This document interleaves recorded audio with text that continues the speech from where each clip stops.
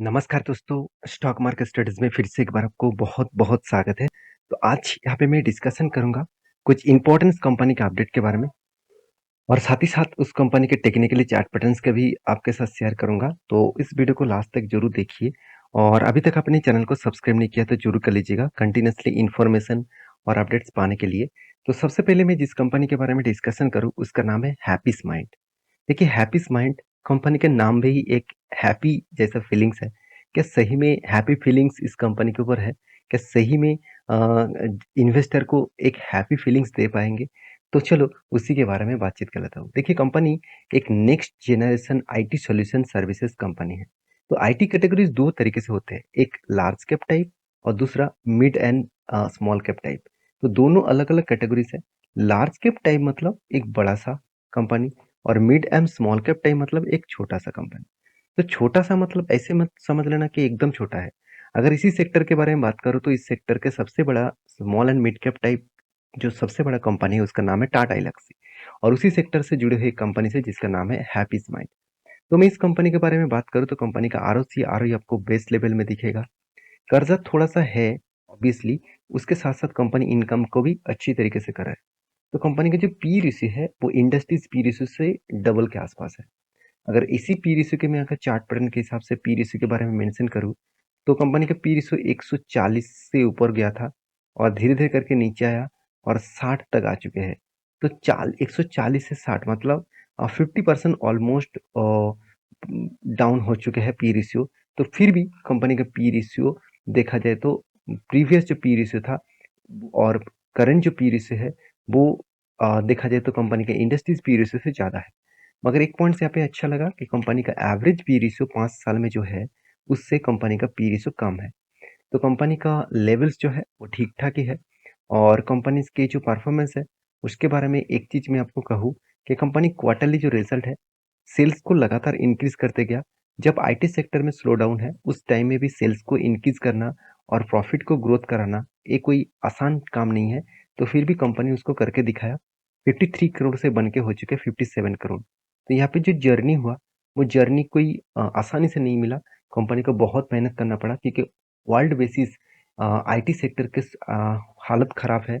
बहुत सारे बड़े-बड़े जायंट आईटी कंपनीज़ खुद के जो एम्प्लॉइज़ है उसको बाहर कर रहे हैं।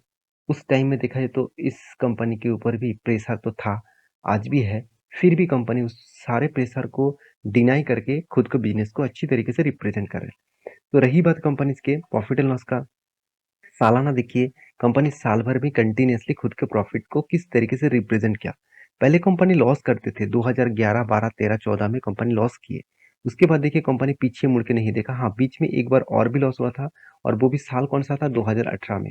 उसके बाद कंपनी का पीछे मुड़ के देखा कंपनीज़ की जो एज़ ए इन्वेस्टर उसके बारे में बात करूँ देखिए, प्रोमोटर के पास तो जितना होल्डिंग्स पहले था आज भी है। प्रोमोटर ने कुछ भी शेयर बेचा नहीं और पब्लिक के पास देखिए जितना होल्डिंग्स था उससे कई गुना ज़्यादा होल्डिंग्स बढ़ चुके हैं। तो माल किसने बेचा? माल एफआईएस ने बेचा और डीएस ने बेचा। एफआईएस ने देखा जाए तो बहुत ज़्यादा माल बेचा और डीएस ने क्या किया? डीएस ने भी छोटा-मोटा माल बेचा। तो आप कहेंगे सर आप इस कंपनी के ऊपर किस तरीके से काम करते हैं? देखिए मैं इस कंपनी के ऊपर कोई भी इन्वेस्टमेंट के पर्सपेक्टिव व्यू से काम नहीं किया और मैं हमेशा इस कंपनी के ऊपर एज़ अ ट्रेडिंग के व्यू से काम किया। ट्रेडिंग मतलब डे ट्रेडिंग नहीं है। हाँ, इंट्राडे ट्रेडिंग भी कभी मौका मिलता है तो काम करता हूँ। ज़्यादा से ज़्यादा मैं स्विंग ट्रेडिंग्स के ऊपर मैं इस कंपनी के ऊपर फोकस रखता हूँ।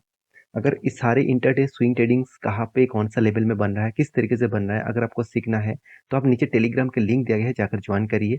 सब कुछ आपको देखने को मिलेगा। और इस कंपनी के टेक्निकली चार्ट पैटर्न्स के बारे में बात करूँ तो मैंने आपको एक ट्रेड मेंशन किया था और मैंने आपको बोला था यहाँ पे एंट्री है मेरा और मेरा टारगेट बनेगा इस रेंज तक। तो टारगेट यहाँ तक मिला। तो एंट्री लेवल से अगर टारगेट तक देखूँ तो ऑलमोस्ट यहाँ पे टारगेट जो मिला 22% के आसपास और कितने दिनों में मिला 150 दिन। तो इसका मतलब एटलीस्ट देखा जाए तो 5 मंथ। तो 5 मंथ में 22% रिटर्न मिला। क्या आपको कम लग रहा है?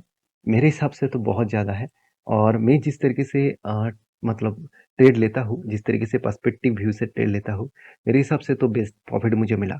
अभी आप कहेंगे सर यहाँ पे आपने एंट्री क्यों लिया था? वो तो समझाइए। हाँ, वही तो मेरा काम है। आपको समझाना मेरा काम है। आपको बाय एंड सेल का जो मतलब टिप्स देना ये मेरा काम नहीं है। टिप्स ले कोई भी अगर मुझे पूछ रहे हैं कि सर कहाँ पे बाय करूँ, कहाँ पे सेल करूँ, तो प्लीज़ मैं ज़रूर रिक्वेस्ट करूँगा, प्लीज़ आप आपके हिसाब से काम करिए क्योंकि मैं मेरे हिसाब से काम करता हूँ और कौन-सा जगह पे बाय एंटी बना था, वो मैं आपको दिखा सकता हूँ। बाय एंटी एक्चुअली बना था इस लेवल में क्यों? क्योंकि यहाँ पे देखिए कंटीन्यूअसली एक बाइंग ट्रेंड बना था और वो बाइंग ट्रेंड कितना था 22% के आसपास। कंटीन्यूअसली एक बाइंग कैंडल बना था। देखिए इस कैंडल के बीच में कोई भी रेड कैंडल नहीं है। कोई भी अगर रेड कैंडल हो जाता और वो भी 20% के ऊपर बन जाता, मतलब उससे उसके बीच में बन जाता, तो मैं इस ट्रेड को कैंसिल कर देता क्योंकि यहाँ पे कंटिन्यूसली बाइंग ट्रेड बना।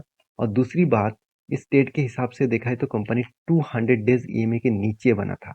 इसका मतलब हायर पॉसिबिलिटी है जब इसको टच करेगा तो वो टारगेट देगा। वो यहाँ पे जब एंटी बना था तब भी आपको वीडियो बना के बताया था। उसके बाद ऊपर गया, नीचे आया, फिर से बताया और इतना नीचे आया, फिर से मैंने आपको बताया था। और मतलब आप मेरे प्रीवियस वीडियो देखिए, इस डेट का यहाँ पे डेट देखना, आप जनवरी मंथ के भी डेट देखना, फरवरी मार्च का भी डेट देखना, आपको सब कुछ मिल जाएगा। तो फिलहाल के लिए क्या राय है? फिलहाल के लिए देखिए कोई भी राय नहीं है। फिलहाल के लिए शेयर में एक प्रॉफिट बुकिंग हो चुकी है इस एंटी होने टारगेट होने के बाद। तो मेरे हिसाब से कोई भी एंटी अभी मैं नहीं लूँगा। कोई भी मौका मिले तब मैं आपके साथ ज़रूर शेयर करूँगा। नेक्स्ट जो कंपनी जिसके बारे में बात करूँ उसका नाम है ओलेक्ट्रा गिनटेक लिमिटेड। देखिए ओलेक्ट्रा गिनटेक लिमिटेड एक देखा जाए तो ईवीज़ इंडस्ट्रीज़ में एक लीडर कंपनी बन चुके हैं और ईवीज़ कंपनी मतलब ईवीज़ बसेस बनाने वाला एक लीडर कंपनी बन चुके हैं। अब इस कंपनी के बारे में और एक चीज़ मैं आपको बता दूँ कि कंपनी का मार्केट कैप कितना है 10,000 करोड़ के आसपास। और उस हिसाब से करंट प्राइस कितना है 1200 करोड़ के आसपास। पी रेशियो देखा जाए तो 150 के आसपास है। इसका मतलब जो पी रेशियो है, यहाँ पे जो पी रेशियो देखने को मिला, मेरे हिसाब से हाई वैल्यूएशन के आसपास है। हाई वैल्यूएशन के मतलब हाई वैल्यूएशन के आसपास मैं क्यों बता रहा हूँ? क्योंकि देखिए कंपनी का इंडस्ट्री पी रेशियो कितना है 32 के आसपास है और कंपनी का पी रेशियो कितना है 150। फिर भी लोग इस हाई पी रेशियो के ऊपर भी लोग खरीदने के लिए तैयार है। मैं आपको चार्ट पैटर्न में दिखाऊंगा। तो कंपनी का जो चार्ट पैटर्न बना, तो वो कुछ इस तरीके से आप देख सकते हैं। कंपनी 2023 और वो भी सॉरी हाँ 2023 22 फरवरी में कंपनी का प्राइस था 380। वहाँ से कंपनी किस तरीके से जर्नी किया आप देख सकते हो। वहाँ से कंपनी कहाँ तक गया 1400 के आसपास। तो 380 से 1400 इतना जो जर्नी हुआ, एक कोई कम है क्या? देखिए फिर से कंपनी नीचे आने के बाद एक ट्रेड बना। तो मैं ट्रेड कहाँ पे बना मैं आपको दिखाऊंगा। उससे पहले कंपनी का पी रेशियो देख लीजिए। एक टाइम कंपनी का पी रेशियो कहाँ तक चला गया था 370 के आसपास। वहाँ से करेक्शन होकर कंपनी का पी रेशियो लो रेंज में कहाँ तक आया और लो रेंज में तब देखने को मिला जब इस लेवल में 380 रुपीज चल रहा था। उसके बाद देखिए पी रेशियो का भी ग्रोथ हुआ और प्राइस में धमाका हुआ। तो मेरे हिसाब से एवरेज जो पी रेशियो है 127 है और करेंट जो पी रेशियो है 150 है। इसका मतलब वैल्यूएशन के हिसाब से थोड़ा सा हाई देखने को मिला है। तो ओवरऑल इस कंपनी की जो क्वार्टरली जो रिजल्ट है, वो आप देखेंगे कंपनी ने अच्छा खासा सेल्स भी इंक्रीज किया। ऐसे नहीं कि सेल्स नहीं हो रहा है, कंपनी से लगातार भागते जा रहे हैं, ऑपरेटर उसको भगा के लेके जा रहे हैं, ऐसे बिल्कुल नहीं। कंपनी का सेल्स भी हुआ, कंपनी एक्सपेंस को भी कंट्रोल रखा, उसके बाद कंपनी नेट प्रॉफिट को भी देखिए पिछले सालों की तुलना से छोटा मोटा प्रॉफिट यहाँ पे इंक्रीज हुआ और एक्सपेंस कंपनी सब कुछ मेंटेन करने के बाद अच्छा खासा यहाँ पे प्रॉफिट भी जनरेट हुआ। और कंपनीज के जो प्रॉफिट एंड लॉस है उसके बारे में बात करूँ तो कंपनी अच्छा खासा यहाँ पे प्रॉफिट एंड लॉस को भी मेंटेन्स किए। और कंपनी के जो इन्वेस्टर है, मतलब जो इन्वेस्टर है, उसके हिसाब से बात करूँ तो उस हिसाब से देखा जाए तो प्रोमोटर के बाद एफआईएस और डीएस ने भी होल्डिंग्स बढ़ाया। तो सबसे ज्यादा होल्डिंग्स एफआईएस ने बढ़ाया और उसके बाद देखिए डीएस ने छोटा मोटा होल्डिंग, तो ना के बराबर है। तो पब्लिक के पास अच्छा खासा होल्डिंग्स है। तो एक चीज मैं आपको यहाँ पे कह सकता हूँ कि कंपनी अभी ओवर वैल्यूड है, तो इसमें थोड़ा सा रिस्क आप मत लीजिएगा। तो रिस्क यहाँ पे मैं छोटा मोटा एक रिस्क लिया और मैंने आपको ये भी बताया था कि जब इस ट्रेन लाइन के ऊपर कोई भी ब्रेकआउट देगा तो मैं एक एंटी लूंगा और छोटा सा मेरा टारगेट रहेगा। छोटा सा टारगेट का मतलब क्या है? देखिए एंटी लेवल यहाँ पे बना और मेरा स्टॉप लॉस इसके नीचे रहेगा। ऐसे नहीं कि मैंने एंटी ले लिया और छोड़ दिया, ऐसे बिल्कुल नहीं। मैं ऐसे काम नहीं करता, हमेशा मैं स्टॉप लॉस लेकर चलता हूँ। तो मेरा स्टॉप लॉस इसके नीचे रहेगा और मेरा टारगेट यहाँ तक रहेगा। यहाँ तक मतलब एंट्री लेवल कहाँ पे बना 1122 रुपीज़ के आसपास और मेरा टारगेट बनेगा 1418 रुपीज़ के आसपास और मेरा स्टॉप लॉस बनेगा करीबन 1010 के आसपास। तो इस तरीके से मैं ट्रेड ऑलमोस्ट ले चुका हूँ। मैंने आपको मेंशन भी किया था, जाकर आप प्रीवियस वीडियो देख सकते हैं और टेलीग्राम में भी आप चेकआउट कर सकते हैं। नीचे सारे लिंक्स अवेलेबल है। नेक्स्ट जो कंपनी जिसके बारे में बात करूँ उसका नाम है इन्फो एज, मतलब नौकरी.com। देखिए नौकरी.com के बारे में एक चीज मैं आपको बता दूं, कंपनी का जो बिजनेस मॉडल्स है वो फ्यूचरिस्टिक विजन्स के हिसाब से ही कंपनी काम कर रहा है। देखिए, आज लोगों के पास उतना टाइम नहीं है, क्योंकि इंडिया का ग्रोथ हो रहा है, उस हिसाब से लोगों के जॉब अपॉर्च्युनिटी, लोगों का काम का अपॉर्च्युनिटी सब कुछ बढ़ चुके हैं और भी बढ़ने वाला है।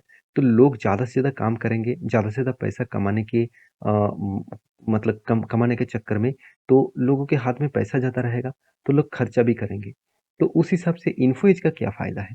देखिए, इन्फो एज का ये फ़ायदा है, इन्फो एज काम क्या करते हैं आप देख लीजिए। आपको अगर कोई भी देखिए आपके हाथ में पैसा होगा तो आप क्या करेंगे? तो सबसे पहले पैसा होने के लिए आपको जॉब चाहिए, तो जॉब आप कहाँ से ढूँढेंगे? तो ये भी इसी का ही प्लेटफ़ॉर्म के माध्यम से आपको मिलेगा, नौकरी डॉट कॉम के माध्यम से। उसके बाद जॉब मिलने के बाद आप क्या करेंगे? आप कोई घर खरीदने के लिए जाएँगे, तो वो कहाँ पे मिलेगा? 99acre.com, जिसके माध्यम से आप कोई भी रियलिस्टिक जगह ढूँढना चाहते हैं, कोई घर, कोई फ्लैट खरीदना चाहते हैं, तो सब कुछ आपको इस वेबसाइट में आपको मिलेगा। और उसके बाद देखिए, घर होने के बाद आप शादी भी करना चाहते हैं, माफ़ी चाहता हूँ अगर आपका शादी हो चुके हैं, तो घर के कोई व्यक्ति आपके कोई छोटे है, कोई आपके बच्चे हैं, तो वो भी शादी करेंगे। तो उसके लिए भी मतलब किसी जीवन साथी ढूँढना है, तो 99 एक और के माध्यम सॉरी जीवनसाथी.com इस साइट साइट के माध्यम से आप ढूँढ सकते हैं। ये सारे प्लेटफ़ॉर्म कंपनी एक एक के साथ एक टाई अप करके रखे हैं। आपको कस्टमर जाने नहीं देंगे, इस तरीके से कुछ प्लेटफ़ॉर्म बना के रखे हैं। तो मेरे हिसाब से इस कंपनी का फ्यूचर विजन्स पॉजिटिव में देखने को मिला है। अभी देखने कंपनी का परफॉर्मेंस कितना ठीक है। देखिए, एक चीज़ मैं आपको बता दूँ, कंपनी का जो करंट पी रेशियो है ना, मुझे बहुत हाई लगा। अगर आप कहेंगे सर करंट पी रेशियो तो कंपनी का 130 है और कंपनी का मीडियम पी रेशियो 83 है, तो कितना हाई है? ऑब्वियसली यहाँ पे तो बहुत हाई है। उसके साथ-साथ कंपनी का इंडस्ट्रीज़ पी रेशियो भी कंपनी से कंपनी का पी रेशियो से बहुत कम है। तो जब एवरेज पी रेशियो हाई है, इंडस्ट्रीज़ पी रेशियो हाई है, तो हायर चांसेस है कभी न कभी शेयर गिरेगा। और कंपनी एक टाइम कितना पी रेशियो में चल रहा था? कंपनी एक टाइम 1600 पी रेशियो में चल रहा था। जब इस तरीके से पी रेशियो में चल रहा था, तब मैंने आपको वीडियो बना के ये नहीं बता पाया कि शेयर में करेक्शन होगा। तो मैं इस लेवल में कभी भी एंट्री नहीं लिया। और मैं आपको चार्ट पैटर्न में भी दिखाऊँगा किस तरीके से यहाँ पे एंट्री बना था। प्रीवियस में अगर देखेंगे, देखिए किस तरीके से वो तेज़ी से भाग रहा था। जब इस तरीके से तेज़ी से भागा और पी रेशियो जब हाई था, तो मैंने यहाँ पे एंट्री नहीं लिया। मेरे एक दोस्त ने मुझे कमेंट मतलब मुझे फ़ोन करके बताया कि इस तरीके से तेज़ी हो रहा है कि क्या मेरे मुझे इसके ऊपर एंट्री लेना चाहिए? क्योंकि यहाँ पे इसको ब्रेकआउट करने के बाद बड़ा एंट्री मिला था। फिर से करेक्शन हुआ, क्या मैं एंट्री ले लूँ? मैं आपको उसको ये बताया था कि अगर तुम्हारा पैसा जोखिम में डालना है तो एंट्री लो, अगर पैसा सेव रखना है तो एंट्री मत लो। तो वो मेरे बात सुनकर ऑब्वियसली एंट्री नहीं लिया, क्योंकि बाद में यहाँ पे जब क्रैश हुआ तो यहाँ पे मुझे वो फ़ोन करके ये भी बताया कि तूने बचा लिया। तो यहाँ पे बचाने वाला कोई बात नहीं। मेरे कहने का मतलब है, आप सही दिशा में सब कुछ जानकारी लेकर काम करेंगे, तो आपको स्टॉक मार्केट में डर नहीं लगेगा। आप सही कंपनी के ऊपर लॉन्ग टर्म के लिए रह सकते हैं। तो फिलहाल के लिए देखिए, एक ट्रेंड बना था, वो कंटिन्यूअसली कंपनी एक रेजिस्टेंस को बार-बार फेस कर रहा था।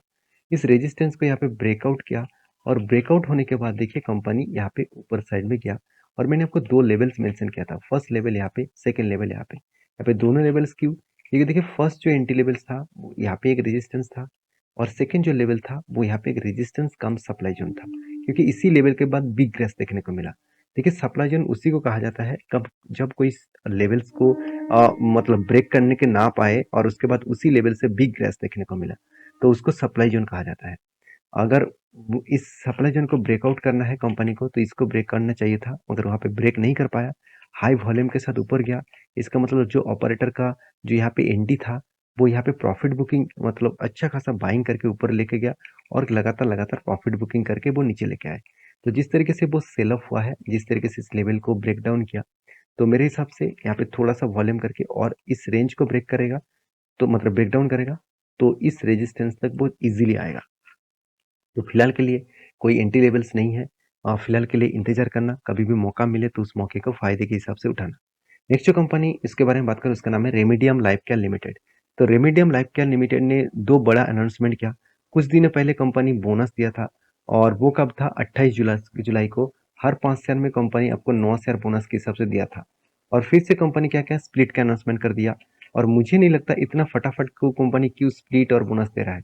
क्योंकि स्प्लिट और बोनस तभी दिया जाता है कि कंपनी का और प्रोमोटर के पास ज़्यादा होल्डिंग्स है तो। कंपनी क्या किया, 10 का फेस वैल्यू ₹5 करेगा, मतलब 1 के बदले 2 शेयर देगा। अभी ये देखना है कि कंपनी का प्रोमोटर के पास कितना होल्डिंग्स है, तो उतना ज़्यादा होल्डिंग्स भी नहीं है। मुझे लगता है कुछ कारण के वजह से कंपनी ने इस तरीके से परफॉर्मेंस किया, क्योंकि लगातार शेयर भाग रहा था, तो उसको एडजस्टमेंट करने के लिए कंपनी बोनस तो दिया था, फिर से स्प्लिट देने का क्या ज़रूरत है मुझे पता नहीं था। तो बाकी आप as a investor, as a traders, आप रिस्क लेकर, समझकर, सोचकर काम करिए, कोई जल्दबाजी मत करिएगा। तो आई होप वीडियो आपको अच्छा लगे, तो प्लीज़ लाइक करना, दोस्तों के साथ शेयर भी करना। विद नेक्स्ट वीडियो में, तब तक के लिए अच्छे से रहिए, अपने ख्याल रखिए। धन्यवाद।